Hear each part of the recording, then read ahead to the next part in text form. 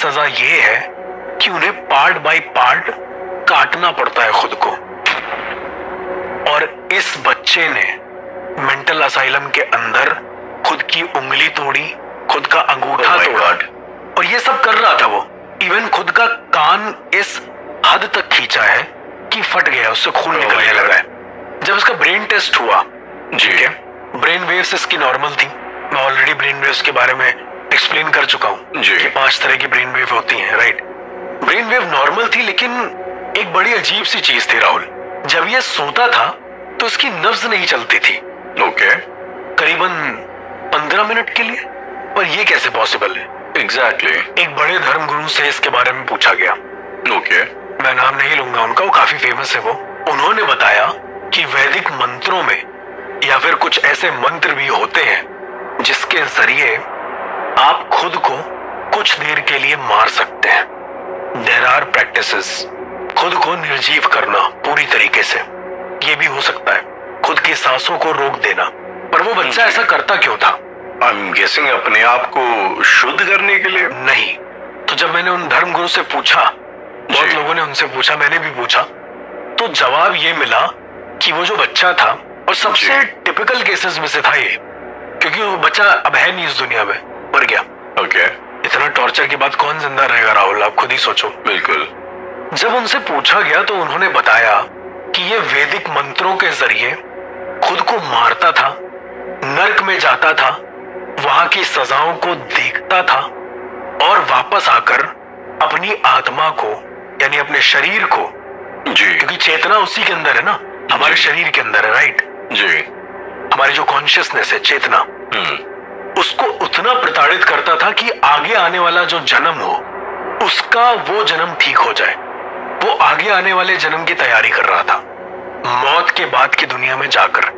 कभी आपने ऐसा सुना है कि एक ऐसा बच्चा जो वैदिक मंत्रों के जरिए खुद को शुद्ध कर ले, खुद को मार डाले, और फिर वापस जिंदा हो, और फिर अपने आप को सताए ताकि उसका अगला जन्म और बेहतर हो पाए?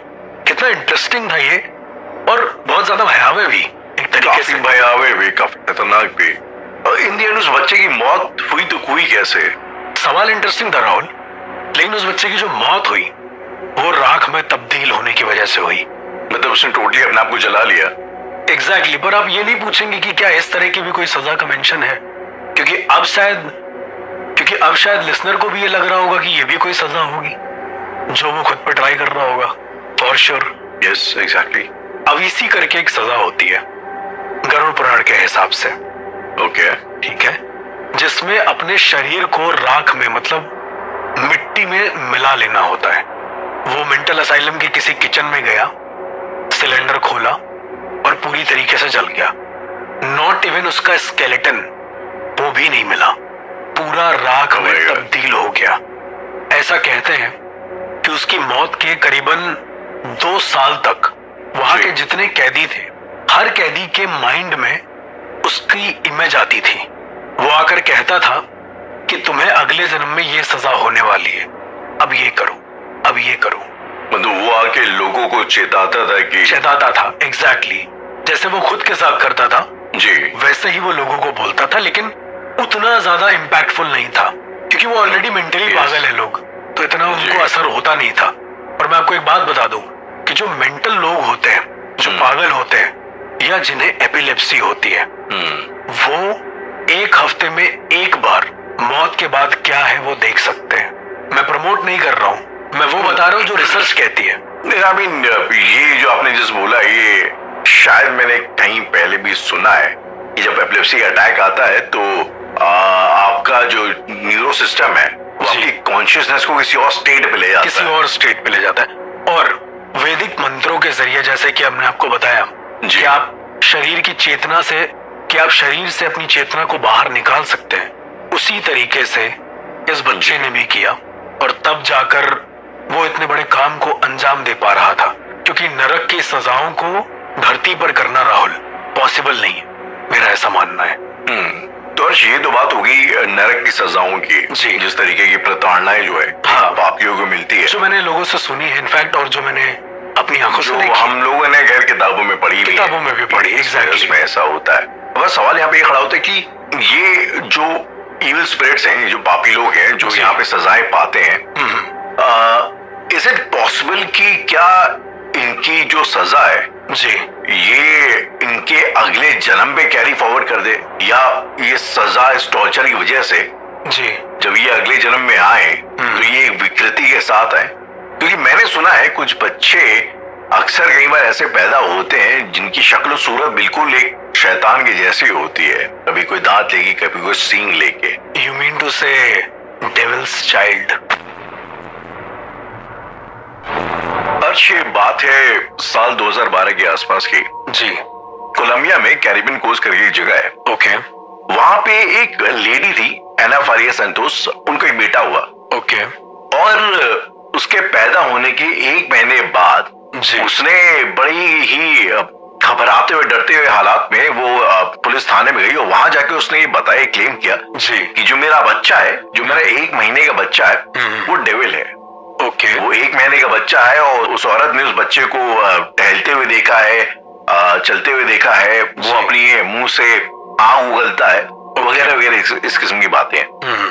अब जाहिर सी बात है, लोगों ने सोचा यार कि थोड़ा कुछ मेंटल उसमें ट्रॉमा में है और उसको इग्नोर करने की कोशिश करी। इंसान ऐसे अगर सुने, कोई भी इंसान होगा तो उसको यही लगेगा। इवेंचुअली किसने बताया कि ये बात अभी कितनी सच है या कितनी गलत है मुझे पता नहीं, लेकिन उसने अपने बच्चे को, अपने खुद के बच्चे को मारने की कोशिश करी, ये बोल बोल के कि ये डेविल का बच्चा है, डेविल का बच्चा है। और जब मुझे ये बात इवेंचुअली पता लगी तो मैंने इसके बारे में और जानने की कोशिश करी, एंड देन आई रियलाइज कि ऐसा ही कोई एक वाक्य ऐसा नहीं है। ओके कई बार ऐसा होता है कि कुछ बच्चे कुछ इस तरीके की फिजिकल एब्नॉर्मलिटीज लेके पैदा होते हैं जो शायद कई माँ बाप उसको ये एक्सेप्ट नहीं करते और सीधा शायद ये बोल देते हैं कि ये शैतान का बच्चा है या जो भी है जी। अब मुझे एक तरीके से बहुत गलत लगा, मुझे लगा कि हो सकता है कोई जेनेटिक डिसऑर्डर हो बच्चे के साथ, आप गलत कर रहे हैं। मैं एक्चुअली आपसे यही पूछने वाला था, जिस तरह से आपने बताया मेरे दिमाग में भी बहुत सारी चीजें आ रही हैं। जी। आपका अपना क्या मत है, ये मैं पूछना चाहूंगा आपसे कि अगर कोई बच्चा पैदा होता है, लेट्स सपोज, उस बच्चे के दांत बाहर होते हैं, उसके नाखून है अजीब से और दिखने में अजीब है, तो आपका क्या मत रहेगा इसके ऊपर? मत आई मीन मेरा पहला जो दिमाग में जो मेरी चीज आई अर्श वो ये है कि जी sounds more like a genetic disorder. Okay हो सकता है बच्चा एक बीमारी के साथ पैदा हो, कई सारे बच्चे इस तरीके से पैदा होते हैं जी। एंड कई बार शायद माँ बाप उन्हें लगता है बच्चा कहीं उनके ऊपर बोझ ना बन जाए तो उसको प्रॉब्ली रास्ते से हटाने के लिए, मारने के लिए वो इस किस्म के हथकंडों को अपनाते हैं कि ये डेविल्स का बच्चा है। लेकिन मैंने इवेंचुअली इसके बारे में जब पढ़ने की कोशिश करी तो मुझे पता लगा कि there is a concept called devil's child. Exactly. And कई बार कई देशों में ऐसा हो चुका है कि लोगों के यहाँ ऐसे बच्चे पैदा होते हैं एंड दे जेन्युइनली कुछ सुपरनैचुरल घटनाएं होना शुरू, उनके घर के में वो सब होनी शुरू हो जाती है जी। तो बीइंग अ पैरानॉर्मल एक्सपर्ट अर्श, आपका क्या मत है इन सब चीजों को लेके? अगेन हमारा मत ही है ये कि बहुत सारे ऐसे केसेस भी आए इवन इंडिया, जहां पर अगर आप देखेंगे तो 327 ऐसे केस रजिस्टर हुए हैं जहां पर बच्चे जब पैदा हुए हैं तो बड़ी अजीब तरीके से रो रहे हैं। Right, okay. नॉर्मल रोना नहीं, बच्चा जब पैदा होता है तो रोता है, जिसको मार के रुलाया जाता है, पर बड़े अजीब तरीके से रो रहे हैं कि उनके रोने में भी एक हंसी शामिल है, एक ऐसी हंसी जिसको शैतानी हंसी कहते हैं, एक ऐसी भाषा की हंसी जिसको हम पैशाचिक भाषा भी बोलते हैं। ओके। पैशाचिक भाषा क्या है उसके बारे में कभी हम जिक्र जरूर करेंगे, वो एक अगला एपिसोड हो जाएगा जी। लेकिन राहुल, कुछ बच्चे जो ऐसे रजिस्टर हुए थे, जब मैंने उनकी प्रोफाइल्स को चेक करा तो मैंने पाया कि जितने भी बच्चे हैं, अब ये एक ट्विस्ट है कि या तो वो पैदा होके मर गए हैं या फिर उनका जो जीवन काल रहा है उन सारे बच्चों का वो सिर्फ और सिर्फ रहा है 10 या 12 साल। ये मेरी अपनी पर्सनल रिसर्च है, माइट भी उससे ऊपर भी बहुत कुछ हो सकता है। ओके। मैं जब इसमें और ज्यादा इनडेप्थ गया राहुल तो मुझे पता चला कि 10-12 साल की एज में आकर जो बच्चा मर रहा है या जो भी बच्चा मरा है उसकी डेथ नेचुरल नहीं हुई है, उसकी डेथ इतनी ज्यादा एबनॉर्मल थी कि सोच के परे है। मैं उदाहरण देता हूँ, बैंगलोर में एक केस आया था, एक लेडी को एक बच्चा होता है और वो कहती है कि उस बच्चे की आंख की जो पुतली है वो एक की जगह 2 है, मतलब ऐसा लगता है कि एक और पुतली जुड़ी हुई है। ये कहाँ का आपने केस बताया? बैंगलोर का केस था ये। ओके। कोई भी पढ़ सकता है इसको, मतलब इनफैक्ट जाके अगर थोड़ा रिसर्च करेगा तो उसे मिलेगा। ओके।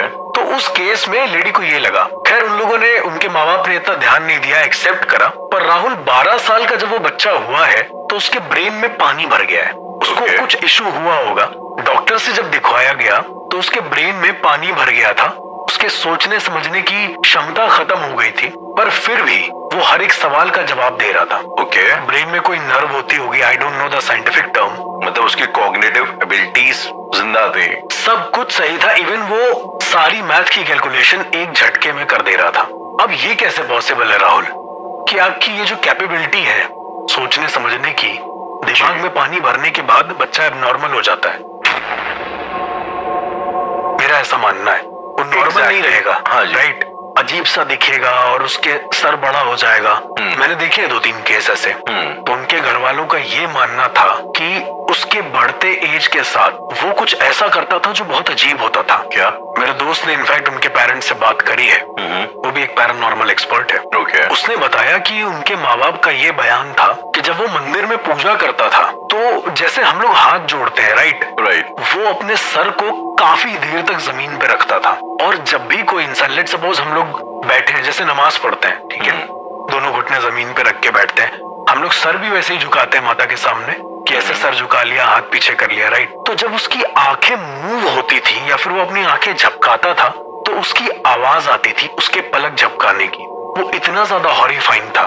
एक बार उनके मॉम ने ये चीज नोटिस करी, देखा, तो उसको प्रॉपर पलक झपकाने की आवाज आने लगी। जब अपने बच्चे को उन्होंने ऐसे पकड़ के उठाया है जी, तो वो बता रही थी कि उसकी पुतलियां इतनी तेज मूव कर रही थी कि उसे देख पाना इम्पॉसिबल था। ये जब वो 8-9 साल का रहा होगा तब की बात है। ओके। और अपनी पलकों को इतनी तेज झपका रहा था कि मतलब आम इंसान के लिए वो करना इम्पॉसिबल है। ये कैसे हो सकता है? इसके बाद वो बताती है कि जब वो खाना खाता था तो नॉर्मली रोटी को हम लोग एक एक कौर करके करते हैं जी, वो कौर को अंदर नहीं ले जाता था जब तक उसके पूरे मुंह में भर नहीं जाता था, और एक साथ वो उसको सॉलो करता था। मतलब कुछ ऐसा पैरानॉर्मली तो नहीं बताया उन्होंने, एक दिन की घटना उन्होंने बस बताई कि कोई इंसान आया इनके घर में, जैसे गेस्ट आते हैं वैसे आकर बैठा, और ये लड़का अचानक से उनके सामने आया, जो बच्चा था इनका, और आते ही उसने अपने सर में जो फोक होती है वो घुसा दी। Oh my god. ओके। मतलब घुसी नहीं थी पूरी तरीके से। इनफैक्ट देखिए, हम जो फिल्मों में देखते हैं जी, सीधा फोक घुसा देना इतना आसान नहीं होता है, अपने सर को छेद पाना, राइट। बट उसने इतनी जोर से मारा कि वो निशान, मतलब उसकी हड्डी दिखने लगी थी। वो थोड़ी अबनॉर्मल हरकत थी। एब्सोल्युटली। अब हम बात करते हैं जब वो कुछ पढ़ता था या उच्चारण करता था किसी चीज का,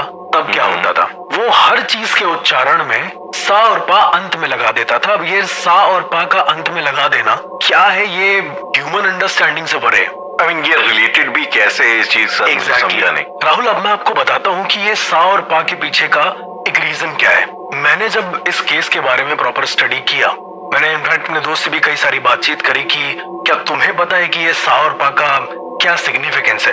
अपने देखिए हिंदू धर्म के अंदर तो मुझे कुछ ऐसा दिखा नहीं। ओके। मतलब पैशाचिक भाषा अगर मैं देखता हूँ तो उसमें सा वर्ड का ज्यादा यूज होता है, ठीक है। Even I have some recordings जिसमें एक पैशाचिक भाषा में एक लड़की ने बोला है, शायद मैंने आपको वो सुनाई भी थी, वो व्हाट्सएप पर जो रिकॉर्डिंग थी। पर राहुल, पा वर्ड के पीछे क्या एक सिनेरियो था मुझे नहीं समझ में आया। एक मिनट अर्ज, तो ये आप कहना चाहते हैं जो लोग जो पोजेस हो जाते हैं जी, तो वो जो बड़बड़ाते हैं, जो मुमलिंग करते हैं, वो एक्चुअली में एक भाषा है? वो एक प्रॉपर भाषा है, उसको हम पैशाचिक भाषा बोलते हैं हमारे धर्म के हिसाब क्रॉस से। कल्चर्स में वो सेम है? सब जगह सेम है, बस ये है कि समझने का नजरिया अलग है। जैसे इफरित को कहीं कुछ और बोलेंगे, बाहर अजाजिल बोलेंगे, मतलब depends, कौन सा कल्चर क्या डिनोट कर रहा है। अब क्या है राहुल, जब मैंने वेस्टर्न माइथोलॉजी को पढ़ा, इनफैक्ट एक फादर थे हमारे बहुत नोन, जो बहुत अच्छे थे, वो हमेशा जिक्र करते थे एक एंटिटी का जिसका नाम था अलहमा। अलहमा अल चीज जो एल वर्ड है उसको अलग हटा दो, आमा बेसिकली, जिसका मतलब होता है वो जो डेविल से भी ऊपर है, ठीक है। ओके। अल अना, आप अगर पढ़ेंगे ये सब चीजों के बारे में तो आपको मिलेगा। टर्किश माइथोलॉजी में अल अना एक ऐसी औरत होती है जो फुल न्यूड होती है, उसका चेहरा राक्षस का होता है और वो बच्चों को खाती है बेसिकली, ठीक है। सेम अलहमा के साथ क्या सिनेरियो था, जब वो फादर हमें बताते थे कि ऐसा ऐसा अलहमा आ जाएगा अगर आप कोई भी सिन करते हैं तो। अलहमा के बारे में शायद कहीं आपको ज्यादा ना मिले, लेकिन अगर आप इन डेप्थ रिसर्च करेंगे तो अलहमा इस दुनिया में आने के लिए अलग अलग तरीके आजमाता है, ऐसा उनका कहना है। जो फादर थे ऐसा उनका कहना था। अगर मैं आपसे ये सवाल करूं अर्श कि अलहामा क्रिश्चियनिटी के पॉइंट ऑफ व्यू से एक डेविल है या इस्लामिक पॉइंट ऑफ व्यू से एक डेविल है? ये कह सकते हैं कि इफरित है एक तरीके से, इब्लीस। इब्लीस, जो इस्लाम में इसको इब्लीस बोला जाता है। जी बिल्कुल। ओके। अब एक सिनेरियो ये आता है कि अलहमा का काम क्या है, राइट? क्योंकि हमने मोस्टली लूसीफर के बारे में सुना है, राइट, अलहमा के बारे में नहीं सुना, राइट। तो ऐसा कहा जाता है कि इसको डेविल्स चाइल्ड भी बोलते हैं। ओके, शैतान का बेटा। नहीं, ये एक्चुअली शैतान का बेटा नहीं होता है। ये अपनी शैतानी शक्तियों से एक ऐसे बच्चे को जन्म दिलवाता है जो शैतान होता है, बट इसको डिनोट किया जाता है कि ये डेविल्स चाइल्ड है। ठीक है, ओके। मैंने और थोड़ा इसके बारे में जानने की कोशिश करी तो कुछ ऐसे मेरे दोस्त थे जो टर्किश माइथोलॉजी को पढ़ते थे, ज्यूश माइथोलॉजी को पढ़ते थे, उन्होंने भी बताया कि अलहमा एक ऐसी एंटिटी है जो बच्चे पैदा जानबूझकर करवाती है और उसमें अपना अंश डाल देती है ताकि वो अपनी प्रथा को आगे कैरी फॉरवर्ड कर पाए। मैं और थोड़ा इन डेप्थ समझाता हूँ आपको। पढ़ने पर मुझे ये समझ में आया कि वो जो दो शब्द हैं सा और पा, उनका डायरेक्ट रिलेशन है अलहमा से। ओके, कैसे? जब मैंने एक फादर थे उनसे पूछा, काफी नून फादर है वो, तो उन्होंने कहा कि ये जो एस और पी जो वर्ड है, जब भी अलहमा किसी के अंदर दाखिल होता है जी, तो इन्हीं शब्दों के जरिए दाखिल होता है और इन्हीं शब्दों का उच्चारण तब तक करवाता है जब तक तुम खुद अलहमा में ना बदल जाओ। ये एक बार जरा वापस बोलिएगा। ये मतलब वो अपनी डेमोनिक पावर से ओके उन दो शब्दों का उच्चारण तब तक करवाएगा, सा और पा, सा और पा, जब तक तुम खुद एक एंटिटी में ना परिवर्तित हो जाओ। मतलब अपने आप को मार के अपनी जो सोल है वो उसको डेडिकेट कर दो। मतलब आप ये कहना चाहते हैं कि सा और पा जी, क्योंकि सरगम में भी आते हैं जी, तो इनको बार बार रिसाइट करने से हम लोग एक तरीके से अलहमा को इनवाइट करें, आह्वान करें? मैं ऐसा बिल्कुल नहीं कहता राहुल। ओके, ऐसा वेस्टर्न माइथोलॉजीज कहती हैं। कुछ ऐसी वेस्टर्न माइथोलॉजी हैं जो कहती हैं। इवन मेड्यूसा, आपने सुना होगा मेड्यूसा के बारे में, है ना? मेड्यूसा, मैं जितने लोग नहीं जानते मैं उनको बता दूं कि एक गॉडेस के रूप में भी अब पूजी जाती हैं। पहले एक लड़की थी बहुत, मुझे वो ग्रीक गॉडेस ही पता है, मेड्यूसा नहीं। गॉडेस बेसिकली अब तो वो गॉडेस के रूप में पूजी जाती है, पर उससे पहले डेविल का दर्जा दिया गया था। क्योंकि वो, हाँ, क्योंकि उसके बाल जो होते हैं वो स्नेक की तरह होते हैं, जो पायरेट्स ऑफ कैरिबियन में जो सिंगल कैलिप्सो के बारे में, पर्सी जैक्सन में भी कई बार हमने उससे देखा। जी जी जी। अब हम अलहमा पे आते हैं राहुल। जैसे मैंने आपको बताया कि वो डेविल्स चाइल्ड एक तरीके से वो डिनोट करा जाता है उसको, राइट। तो ये जिस बच्चे की बात मैं आपको बता रहा था जो सा और पा वर्ड का उच्चारण करता रहता था जी, सिनेरियो ये था कि जैसे ही ये 12 साल का हुआ, जब इसकी मौत हुई, जो मैंने आपको बताया कि दिमाग में पानी भर गया था, देन मौत हो गई थी, राहुल, इसके शरीर का खून काला हो गया। ऐसी कौन सी स्टेज होती है साइंटिफिक कि इंसान मर जाए और उसका खून काला पड़ जाए? शायद होती होगी, मुझे नहीं पता। अगर आपके ब्लड में क्लॉटिंग बहुत ज्यादा है प्रॉब्ली, तब मान सकते हैं जी, पर फिर भी रेड ब्लड सेल्स कुछ तो दिखेंगे, कुछ तो लाल दिखेगा, राइट राइट। पर उस बच्चे का पूरा शरीर काला हो गया था, पूरे शरीर का जो खून था वो काला पड़ गया था, और ये मेरे लिए बहुत शॉकिंग था। देन जब मैंने वापस अलहमा की स्टडी करी है, इनफैक्ट अल अना की स्टडी करी है, तो पता चला है कि जो भी इंसान या जो भी पर्सन को वो पजेस करता है, उसमें जो उसका अपना कह सकते हैं कि खून होता है वो प्रोवाइड करता है।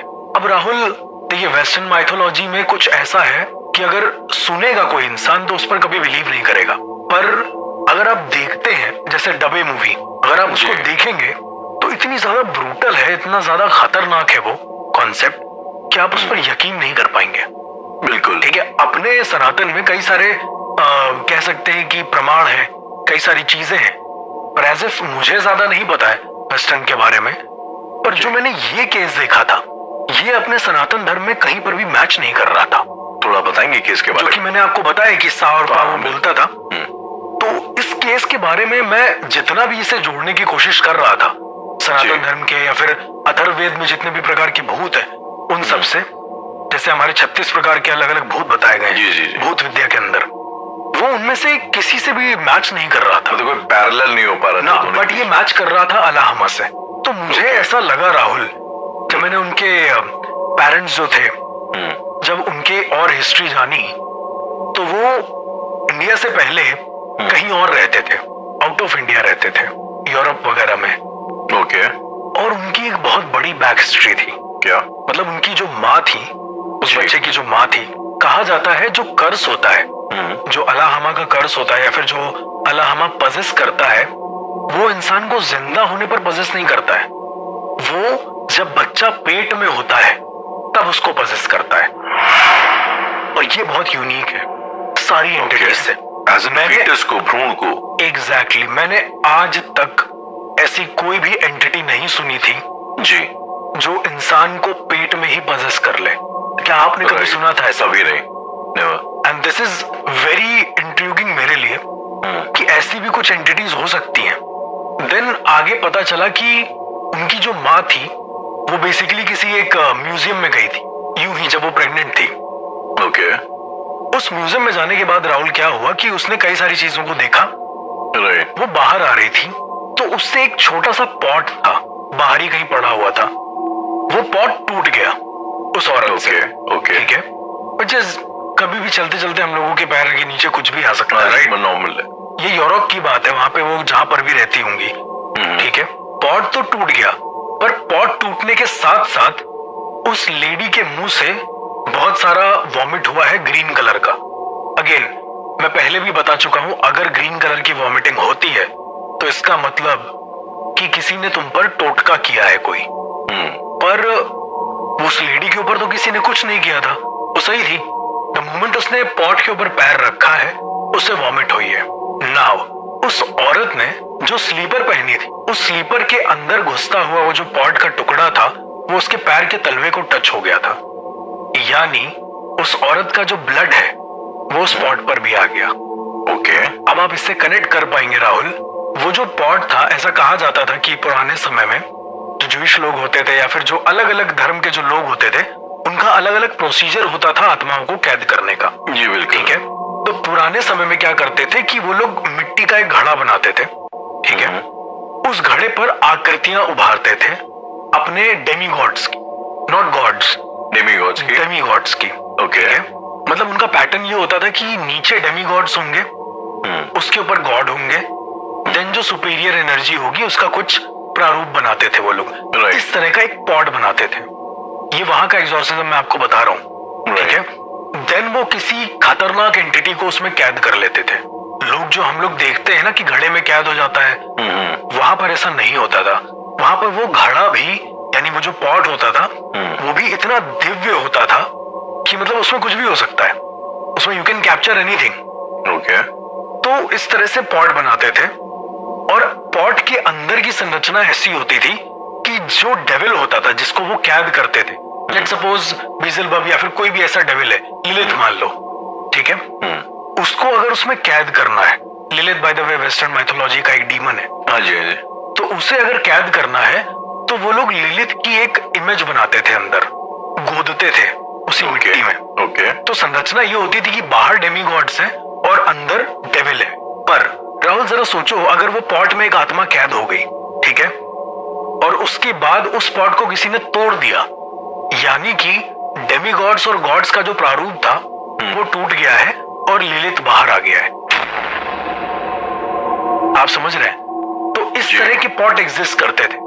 इन लेडी ने शायद किसी अलाहमा वाले पॉट पर पैर रख दिया होगा और उसके बाद से, मैं आपको बताऊं, कहानी यहां नहीं रुकती है। उसके बाद से लेडी के साथ हादसे होने शुरू हो गए। ये उस बच्चे से के पैदा होने की पहले की बात, जब वो पेट में था, जब वो पेट में था, जब ये प्रेग्नेंट थी। हाँ, उसके बाद जब धीरे धीरे सोनोग्राफी करवाती है, बच्चा दिखता है, सब कुछ ठीक था जी। पर एक अजीब चीज थी, जो भी डॉक्टर इनकी जांच करता, उस डॉक्टर के पैर में हमेशा एक कट लग जाता, बड़ा सा। ओके। अब ये थोड़ा सोचने वाली बात है कि पैर में कट क्यों लगता।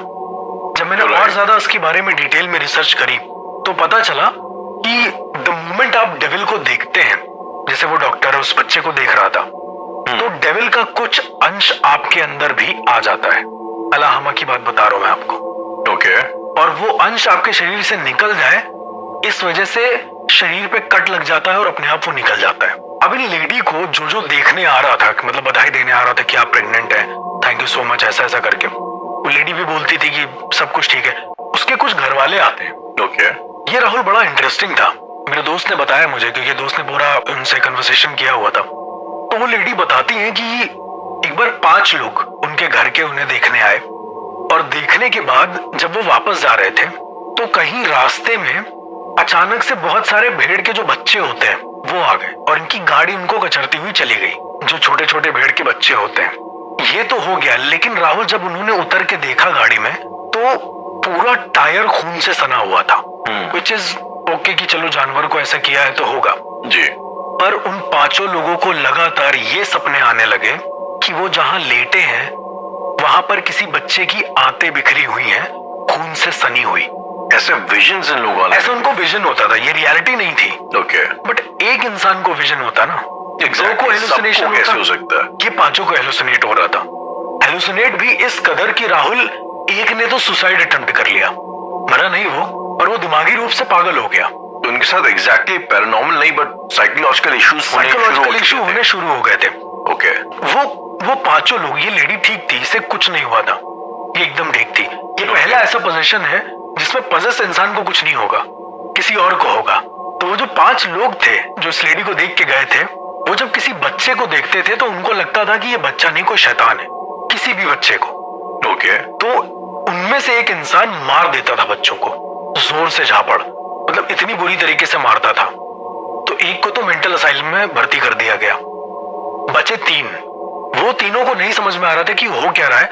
उन्होंने जब वहां के जो सलाह बोलते हैं उनको, बेसिकली सलाह मतलब होता है जो एग्जॉर्सिस्ट होते हैं, उनकी लैंग्वेज में सलाह होता है, तो उनको दिखाया तो उन्होंने कहा कि ये अलाहमा है, और अगर तुम में से कोई लड़की होता, बेसिकली उनमें से कोई लड़की नहीं था, राइट, कोई लड़की होता तो अलाहमा उसको भी पजेस कर चुका होता।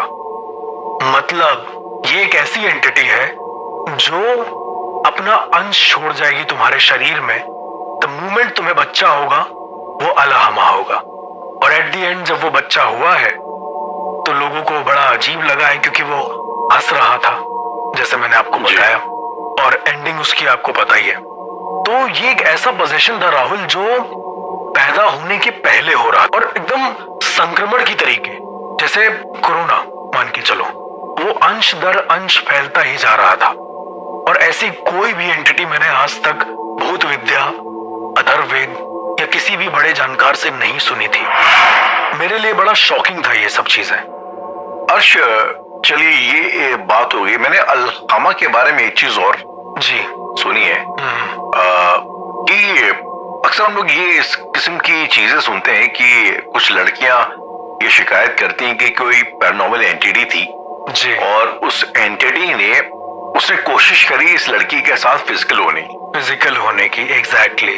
और लोग ऐसा मतलब मैंने ऐसा पढ़ा है कि अलाहमा कहीं ना कहीं कोरिलेटेड है इस किस्म के इंसिडेंट्स के साथ।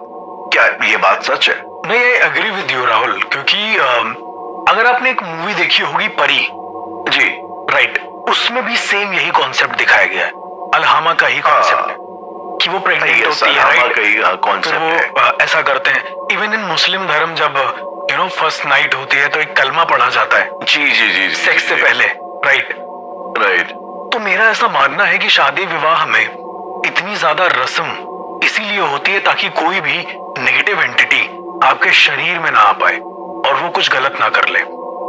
आज भी न जाने कितनी ऐसी लड़कियां होंगी राहुल, फॉर श्योर मैं ये ओपनली बोल रहा हूं कि उनके साथ ऐसा हो रहा होगा, उनको अजीब लगता होगा, पर वो सिर्फ डर के मारे या फिर झिझक के मारे या शर्म के मारे वो बोल नहीं पाती होंगी कि ऐसा भी कुछ हो रहा है। क्योंकि मेरे ही कुछ नोन में ऐसी दोस्त हैं जिनके साथ ऐसा हो रहा था, और बाद में पता चला कि वो एक एंटिटी का काम है एक तरीके से, जो कि बुरी नजर लगने से भी हो सकता है। मैं प्रमोट नहीं कर रहा हूं कि वो तो कभी भी ऑन द स्पॉट राह चलते हो जाए, नहीं, मैं बोल रहा हूं कि 100 में से सिर्फ 1% ऐसा पॉसिबल है। तो इस तरह की भी एंटिटी एग्जिस्ट करती है हमारे बीच, जैसे मैंने आपको अलाहमा के बारे में बताया। अर्श, इस एपिसोड के दौरान आपने एक चीज बड़ी इंटरेस्टिंग बताई, वो ये कि वेस्ट में आई थिंक ये उनके पार्ट ऑफ तंत्र है कि वो एक तरीके का घड़ा बनाते हैं जिसमें वो अपने Demigods and- डेमी गॉड्स वगैरह की आकृतियों को उभारते हैं। ये भी एक तरीके का तंत्र है, मैकेनिज्म। जी आई मीन ये भी मतलब ये एक आम लिसनर को जान के एक थोड़ा सा एक रेलेवेंस मिलेगा जी कि तंत्र सिर्फ एक इंडियन कॉन्सेप्ट नहीं है, pan like pan world. Pan world pan globe जो है जी। इसको फॉलो किया जाता है। और इसी के ऊपर जो है एक मेरा एक शुरुआत से जो है मेरे जहन में एक सवाल रहा है अर्श की जी अक्सर जब हम लोग स्पेशली इंडियन कॉन्टेक्स्ट में ओके जब हम लोग तंत्र की बात करते हैं, जब हम लोग पैरानॉर्मल की बात करते हैं जी तो अक्सर हम स्केलेटन का स्कल का हड्डियों का बड़ा इस्तेमाल देखते हैं। अघोर में तंत्र में वो लोग कपाल क्रिया होती है, अगर वो जी, कुछ जी। हड्डियों के अंदर इनफैक्ट मैंने देखा है हड्डियों में वो खून भर के अर्पण किया जाता है या क्वेश्चन दिया बड़ा जाता है। इंटरेस्टिंग लाए लेकिन ये फॉर श्योर। राइट सो तो मैं जानना चाहता था कि ये कंकाल का और तंत्र का आखिर ये क्या रिश्ता है? वैसे तो देखा जाए तो कुछ नहीं है और कहा जाए तो बहुत कुछ है। अगर मैं अपने शब्दों में बोलूं तो एक ऐसा तंत्र भी एग्जिस्ट करता है जिससे मुर्दों को जिंदा किया जा सकता है, जिसे हम कंकाल तंत्र कहते हैं।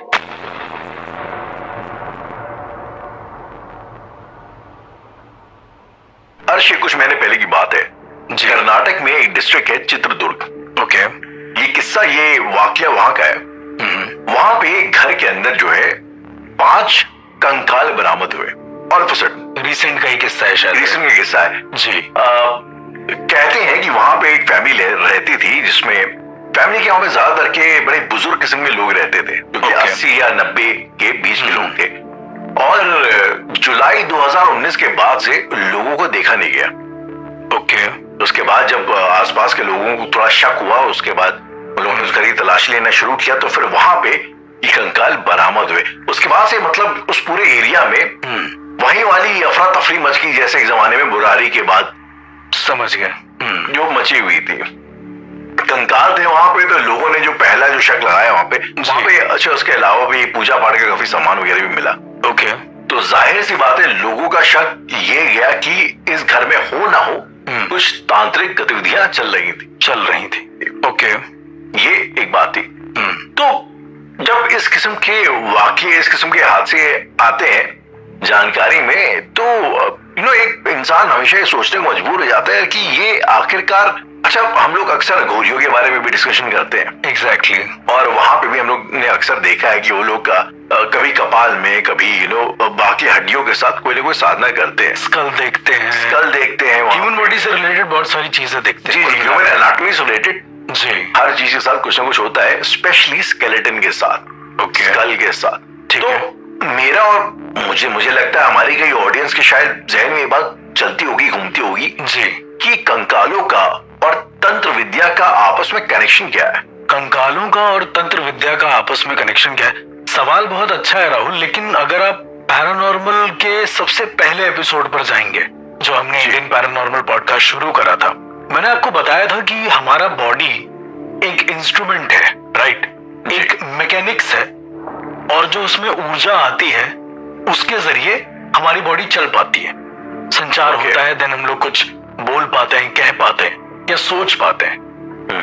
द मोमेंट मैं आपसे कहता हूं कि हमारा जो बॉडी है ये एक इंस्ट्रूमेंट है, तो जाहिर सी बात है कि मरने के बाद जो इंसान के शरीर का ढांचा होता है, स्केलेटन, कंकाल, वो भी एक तरीके का इंस्ट्रूमेंट होगा, राइट? ओके ऐसा प्राचीन ग्रंथ कहते हैं, ऐसे प्राचीन साधुओं का मानना है कि हमारे शरीर में इतनी ऊर्जा होती है कि हम अपने शरीर में किसी की भी चेतना को बुला सकते हैं, किसी की भी कॉन्शियसनेस को बुला सकते हैं। मैं इसको और क्लियर करता हूं। मैं कई सारे ऐसे प्लेसेस जानता हूं राहुल जहां पर इंसान की डेथ के बाद उसे जलाया नहीं जाता है, उसे गाड़ा जाता है और गाड़ने के बाद करीबन 15 दिन के बाद उनकी अस्थियों को निकाल लिया जाता है।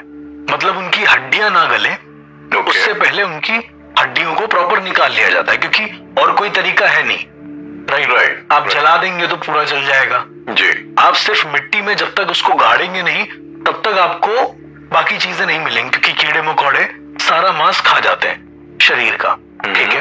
फिर उस कंकाल से, वो जो हमें कंकाल मिला है, उसमें प्राण प्रतिष्ठा करके, मंत्रोच्चारण करके कई सारी चीजें होती हैं जिसे नागा साधु या जो बहुत सिद्ध अघोरी होते हैं कंकाल तंत्र कहते हैं। शायद आप ये वर्ड मेरे मुंह से पहली बार सुन रहे हो। एग्जैक्टली ये कंकाल तंत्र क्या होता है? देखिए, कंकाल खुद में अपने आप में एक तंत्र है, लेकिन कंकाल के तंत्र का अपना एक बहुत बड़ा योगदान है। राहुल, आपने बहुत सारी प्राचीन कहानियां सुनी होंगी जिसमें इंद्र जी का जो वज्र था वो महर्षि दधीची की अस्थियों से बना था। राइट, उन्होंने अपना शरीर त्याग कर दिया था, करके उन्होंने इंद्र को दिया। एग्जैक्टली। तो काफी उन्होंने साधना करके अपने शरीर को बहुत मजबूत बनाया था। एग्जैक्टली। तो कहा जाता है कि हम अपने जीवन काल में जितना भी काम करते हैं राहुल, एक मैं आपको और जितने भी हमारे लिसनर हैं उनको एक बहुत अजीब सी बात बताने वाला हूं कि जब इंसान मर जाता है, लेट सपोज आप किसी ऐसी आत्मा से परेशान हैं या पीड़ित हैं जी, जो आपके नून में है कोई, लेकिन उसकी अस्थियों का कोई अंश आपके पास है, तो वो आपको परेशान नहीं कर सकता, वो आपको मार नहीं सकता। ओके, मैं और थोड़ा इसको फिक्शनल वे में बताता हूं। उदाहरण के तौर पे लेट सपोज मेरी किसी ए नाम के पर्सन से दुश्मनी है, ठीक है। उसके बाद जीवन काल रहते रहते वो उसने कुछ नहीं किया, मरने के बाद उसने ये सोचा है कि वो मुझे कुछ करेगा, लेकिन उसके मरने के बाद उसकी जो अस्थियां हैं या फिर उसकी जो हड्डियां हैं उसका कोई अंश मेरे पास है। ये एक फिक्शनल चीज मैं आपको बता रहा हूं, उसका कोई अंश मेरे पास है। ओके, तो अगर वो भूत प्रेत ब्रह्म राक्षस किसी भी रूप में मेरे पास आता है मुझे हार्म पहुंचाने, तो वो नहीं पहुंचा पाएगा, क्योंकि उसके शरीर से जुड़ी जो अस्थियां हैं वो आज भी मेरे पास है। इसको थोड़ा और इन डिटेल में समझते हैं। आपने कई सारी मूवीज में देखा होगा राहुल कि कंक्लूजन में ये होता है कि इस आत्मा का शरीर जहां पर है या कंकाल जहां पर है उसे जला दो, ये आत्मा मुक्त हो जाएगी। कई बार आपने देखा होगा जी, बहुत सिंपल सा कॉन्सेप्ट है। तो क्या इसका मतलब ये नहीं हम ले सकते कि कंकाल से आत्मा जुड़ी होती है? Possibly. Also Indian paranormal podcast में मैंने एक एंटिटी का जिक्र किया था जिसे हम किचकंडी कहते हैं जी, और उस किचकंडी की आत्मा अपने ही शरीर के एक पार्ट से जुड़ी होती है। राइट, जिस पार्ट को तांत्रिक संभाल कर रखते हैं। ये सेम वैसा ही है जैसे हमने किसी डायन की चोटी काट ली और उसको अपने पास रख लिया। राइट, अब वो डायन हमारे काबू में है। ये सेम वैसा ही है।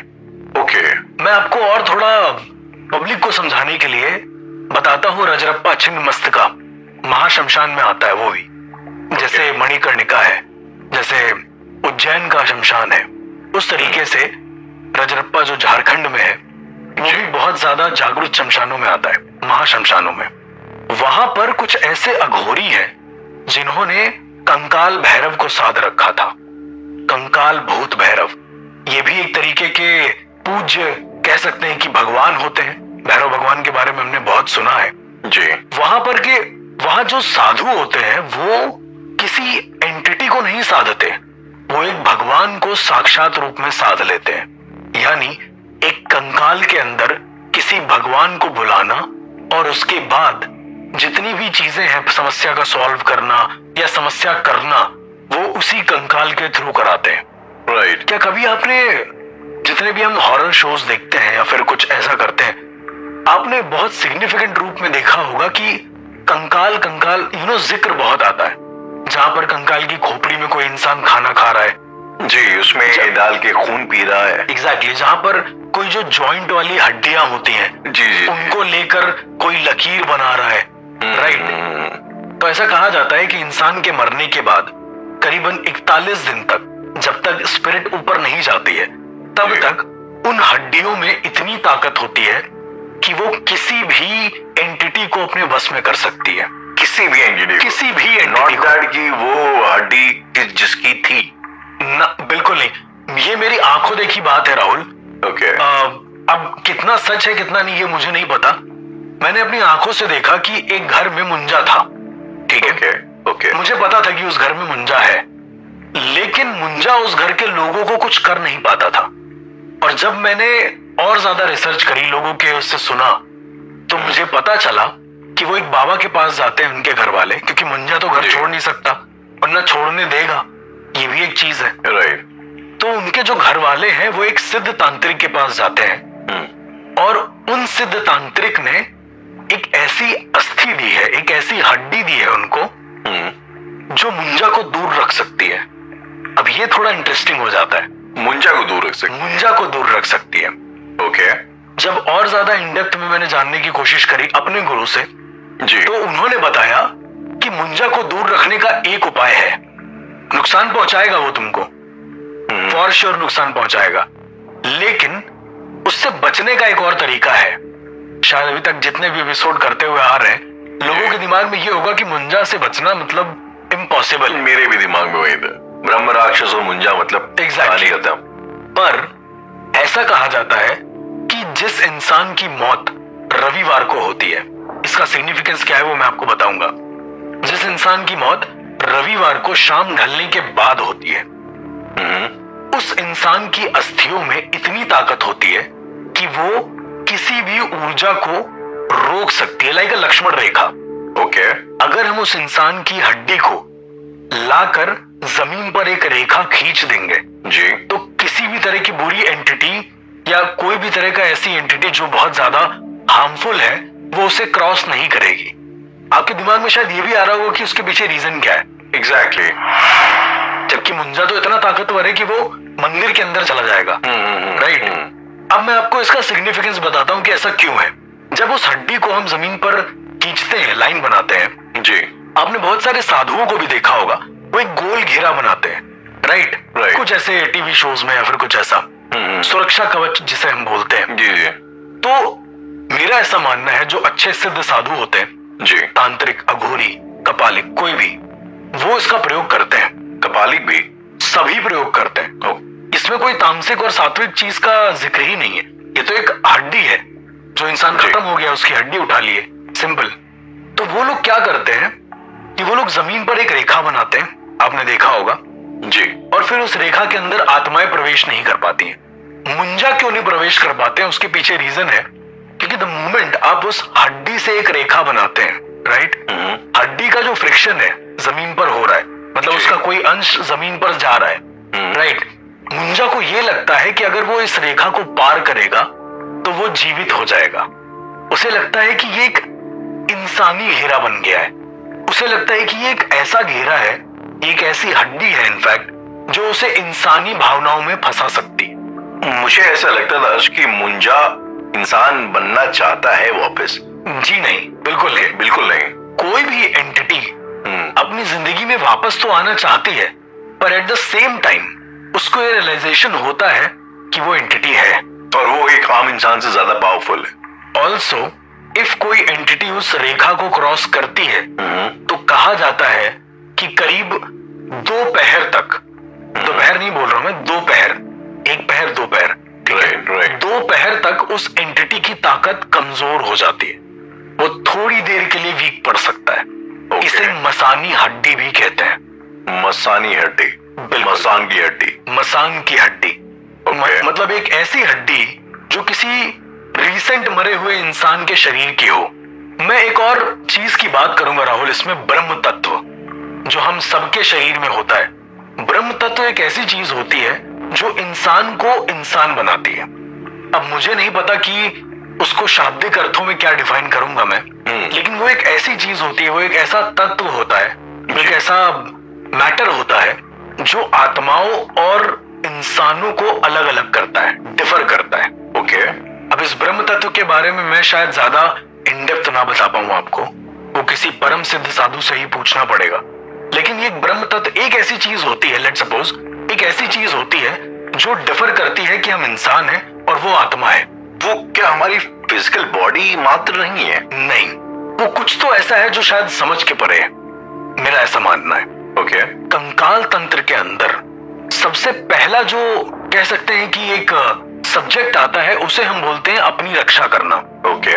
जो बड़े बड़े अघोरी साधु होते हैं, जब वो दीक्षा लेते हैं, जब वो सीख रहे होते हैं चीजों को, कंकाल तंत्र सीखना उनके जीवन का उद्देश्य होता ही होता है।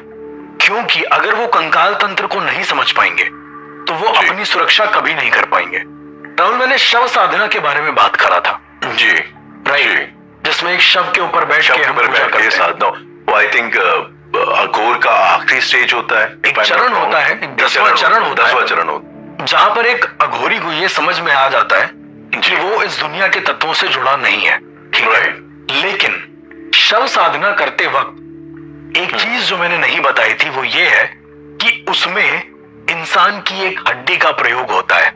मैं बता नहीं सकता, वो थोड़ा सा गुप्त है, पर इंसान की एक हड्डी का प्रयोग होता है जो मंत्रोच्चारण करते समय इंसान को अपने हाथ में लेना पड़ता है। ठीक है?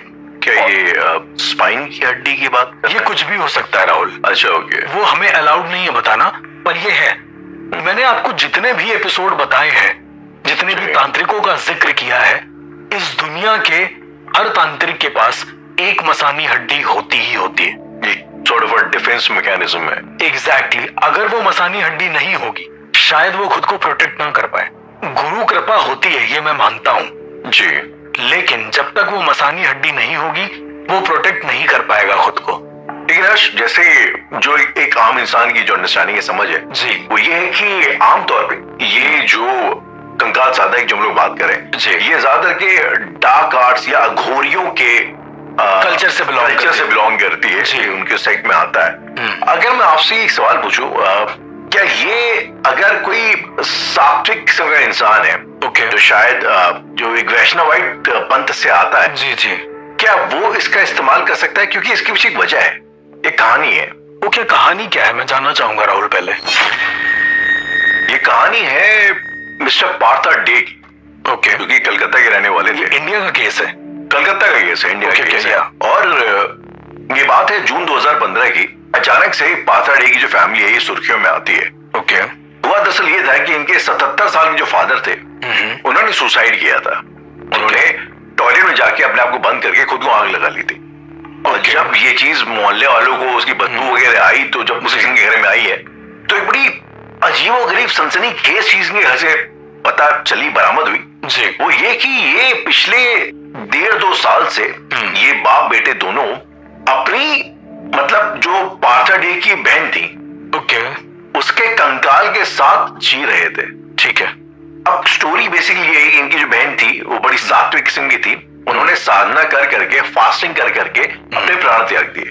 ठीक है। और इन्होंने उनके पार्थिव शरीर को ना जलाया, ना दफनाया, ना कुछ नहीं किया। उसको अपने यहाँ रखे रहे और वो आहिस्ता आहिस्ता डिकम्पोज होते होते होते होते वो कंकाल बन गई। एंड नॉट जस्ट दैट, वो उनकी बहन और उनके साथ 2 कुत्ते, वो दोनों भी इन्होंने उनको भूखा रख रख के उसे मार डाला, दोनों कुत्तों को। और जब ये लोग फैमिली डिनर करते थे डाइनिंग टेबल पे, तो डाइनिंग टेबल पे उनकी बहन के कंकाल को रख के उनके दोनों कुत्तों के कंकाल को नीचे रख के, और ऐसा बाद में पता चला कि ये लोग जो है स्पीकर पे बड़े ही कम वॉल्यूम में वेदोच्चारण वाले मंत्र बजा बजा कर ये लोग जीते थे। बड़े बहुत ये एक रियल घटना है, राइट? एक रियल घटना है। पार्था डे उनका नाम था। आप चाहें तो गूगल वगैरह पे सर्च कर सकते हैं जी। तो इवेंचुअली फिर बाद में जैसे इनके फादर साहब ने भी बाद में सुसाइड कर लिया। ओके, ये राहुल ये जो आप केस बता रहे हैं शायद इसका कोई कंक्लूजन नहीं निकला होगा मेरे हिसाब से। इसका कंक्लूजन तो नहीं निकला। इवेंचुअली जो पार्था डे थे उनको पुलिस ने गिरफ्तार कर लिया। उनका मेंटल हालात कुछ उनके खराब थे तो उनको असाइलम वगैरह में डाला गया, मेंटल हॉस्पिटल में, जहां से वो भाग गए। ठीक है। मजे की बात ये है कि भाग करके वो एक और जगह उन्होंने कहीं पे फ्लैट लिया, भाग गए वहां से जी। और वहां पे भी उन्होंने सेम जैसे उनके फादर साहब ने अपने आप को जलाया था, सेम तरीके से वेदोच्चारण करते करते उन्होंने अपने आप को बाथरूम के अंदर जला लिया। ओके। और जब उन्होंने अपने आप को जलाया तो उनके हाथ में एक मोटिवेशनल बुक थी, यू कैन यू विल, और साथ में कुछ वेदोच्चारण के कुछ कागज जिसमें वेद मंत्र लिखे हुए थे। तो जाहिर सी बात है पूरे इलाके में कयास लगने लगी क्या है ये, क्यों है ये, और कंकाल के साथ इनका जो है क्या रिलेशनशिप था। तो यहां से मेरा एक सवाल आया, और ये इसलिए आया क्योंकि उसकी जो बहन थी वो एक सात्विक किस्म की महिला थी, वो वैष्णवाइट थी, विष्णु वगैरह की पूजा करती थी, और ऐसे घर में रहने वालों का कंकाल तंत्र से रिश्ता थोड़ा सा, मुझे अगर ये कंकाल तंत्र है तो मुझे थोड़ा सा अजीब लगता है। राहुल, जितना मेरा एक्सपीरियंस है मुझे नहीं लगता कि ये कंकाल तंत्र से रिलेटेड है। ओके। उसका रीजन ये है, अगर आप बोल रहे हैं कि एक वैष्णवाइट है कि वैष्णव संप्रदाय से जुड़े हुए हैं जी, मैं आपको एक बहुत सीधी सी चीज बताता हूं कि वो लोग इसे नहीं यूज कर सकते। एग्जैक्टली जैसा मुझे लगता था, यूज ही नहीं कर सकते, क्योंकि मैं ये नहीं कहता कि एक तामसिक पद्धति है, पर वैष्णव संप्रदाय में ऐसा नहीं है। किसी भी आप धर्म गुरु से अगर पूछेंगे वैष्णव संप्रदाय के बारे में जी। तो वो इस तरह की चीजें नहीं बताएगा कभी। एग्जैक्टली। हाँ, वामाचार मार्गी से अगर पूछेंगे, किसी वामाचार आचार्य से पूछेंगे जी। तो वो आपको जरूर बोलेगा कि हाँ, इसका यूज हो सकता है। ओके। ये हो सकता है कि वो वैष्णव संप्रदाय की आड़ लेकर किसी अघोर पंथ या फिर किसी वामपंथ, जो इस तरह के पंथी लोग होते हैं जो बहुत ज्यादा तामसिक पद्धति में रहते हैं, जी। वही ये काम कर सकते हैं। किसी एक वैष्णव संप्रदाय वाले की इतनी, कह सकते हैं कि अंदर से इच्छा ही नहीं होगी ये सब करने की, क्योंकि वैष्णवी तो वैसे भी नहीं खाते ये सब। मांस वास उनके लिए बहुत अजीब सी चीज हो जाता है। माँ बगलामुखी की साधना के बारे में मैंने आपको एक बार बताया था, राइट? जी बिल्कुल। हाँ जी। वो भी दोनों तरीके से होती है, वाम मार्गी भी होती है, वो नॉर्मल तरीके से भी होती है, सात्विक तरीके से भी। ओके। और दोनों ही साधना, दोनों ही जो परिणाम देती है वो भी खतरनाक देती है। लेकिन सात्विक साधना में भी बगलामुखी की ऐसे इतनी ज्यादा खतरनाक चीजों का यूज नहीं होता है। तो जब एक उच्च लेवल की जो साधनाएं होती हैं, जब उनमें कंकाल तंत्र का प्रयोग नहीं हो रहा है, तो आई डोंट थिंक सो कि ये कंकाल तंत्र से रिलेटेड है। हाँ, मैं ये जरूर कह सकता हूं कि उनके कोई आचार्य रहे होंगे जो कंकाल तंत्र का उपयोग करते होंगे, उनके अंडर में ये लोग होंगे जो वैष्णव होंगे। ये ऑप्शन हो सकता है। ओके। क्योंकि द मोमेंट आपने मुझे बताया कि वो कंकाल को रख के बकायदा वैसे ही रखते हैं, एक प्रयोग होता है राहुल, मैं उस प्रयोग का नाम नहीं लूंगा। उस प्रयोग में इंसान मरे हुए लोगों से बात कर सकता है। ओके। पर उसके लिए एक पूरा कंकाल चाहिए होता है उन्हें। वो अपने पूर्वजों से बात कर सकता है, पर उसके लिए उसे पूरा कंकाल चाहिए, एकदम साबुत। उस कंकाल पर कोई भी हानि नहीं होनी चाहिए। एक और चीज मैं आपको बताता हूं, जब आप किसी इंसान को जमीन में गाड़ते हैं और उसके बाद उसे निकालते हैं, तो उसके कंकाल में थोड़ी बहुत क्षति होती है। बिल्कुल। मिट्टी के कारण, डिकम्पोजिशन होता है। डिकम्पोजिशन होता है। एक ऐसी जगह है इंडिया में, बहुत नोन जगह है, मैं आपको नाम नहीं बताऊंगा, फिर कभी बताऊंगा। इवन मैं डिस्क्लोज नहीं कर सकता। कुल मिला के बात ये, जहां पर इंसान खुद अपने आप से खुद की बलि देता है। ये जगह, ये प्रैक्टिस अभी भी उस जगह बिल्कुल अभी भी होती है। तो मैं अपनी आंखों से देख चुका हूं इसे, पूरा प्रोसेस देख चुका हूं। इवन बहुत से ऐसे साधक हैं जो देख चुके हैं, और ये नॉर्मल है। लेकिन Rahul, let me tell you one thing, ये सीधा कंकाल तंत्र से जुड़ा है। क्योंकि जो इंसान स्वेच्छा से अपने शरीर का त्याग करता है ताकि उसके शरीर की जो अस्थियां हैं वो दूसरा साधक यूज कर सके किसी अच्छे काम के लिए, जैसे कि दधीची ने किया था। एग्जैक्टली। और उस इंसान की अस्थियां अनंत काल तक सही रहती हैं। ये भी एक पॉइंट है। ओके। राहुल, कुछ ऐसे साधक रहे हैं, कुछ ऐसे दशनामी साधु रहे हैं। दशनामी साधु एक प्रकार होता है साधुओं का, जो त्रिजटा घोरियों के बराबर होता है। ओके। जिन्होंने, आपने बहुत सारे केसेस ऐसे भी सुने होंगे जहां पर बहुत सारे साधुओं ने एक साथ अपनी जान दे दी थी बनारस में। जी। वो दशनामी साधु थे। उनको बहुत ज्ञान होता है, बहुत ज्यादा ज्ञान होता है। जो बड़े बड़े अघोरी होते हैं वो उनसे गले मिलते हैं, चाहे वो उनके गुरु हो या ना हो, फिर भी उनसे गले मिलेंगे।